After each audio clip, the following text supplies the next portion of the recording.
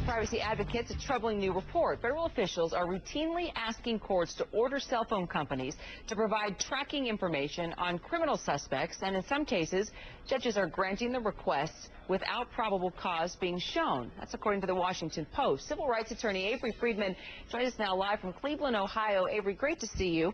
Nice to see you, Kira. So, is it legal?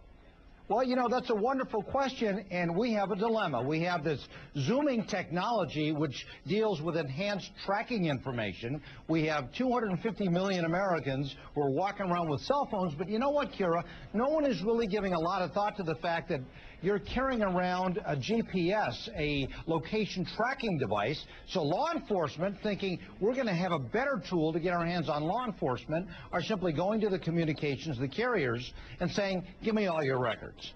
So it is, okay, but you still have to have probable cause to do this, right? Or is there something other than probable cause? Well, it's a very good question, because that's where the dilemma is. Under our Bill of Rights, under the Fourth Amendment, before anyone, law enforcement, can engage in a search and a seizure, pick up your cell phone information, you're supposed to have probable cause. But you know what? Congress passed two laws that said, well, maybe you don't have to have that highest standard. So, you know, what's happening is some federal courts are granting law enforcement to pick up these cell phone information and this tracking information without probable cause. So the cellular companies don't know what to do.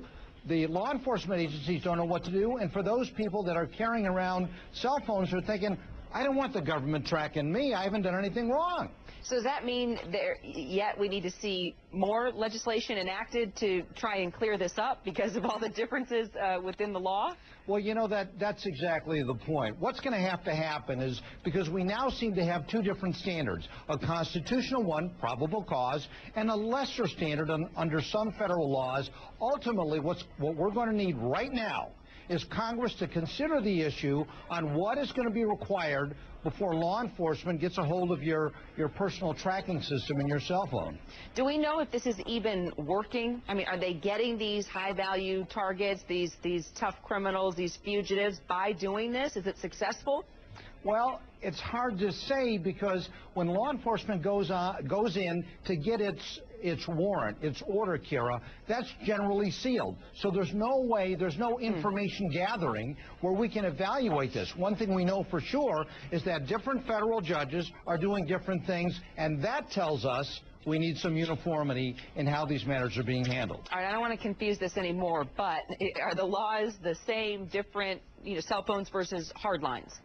Well, yes, because the technology that we're dealing with is relating to emergency services. All the cell phones now are getting a hold of people like you, Kira, and everybody else saying, hey, look, if you want to keep track of, if you're meeting somebody at the mall, or you're trying to keep track of your kids, then we have this new service. Well, that doesn't exist on hardline. It exists in the cell phone, and that's where Congress has to pay attention. So could this eventually, I mean, obviously you and I are not fugitives, so we hope. I don't think so. Exactly. Not that I know of recently. Yeah. Could this affect us, you know, the average person, the non-criminal, or maybe less offenses, or lesser...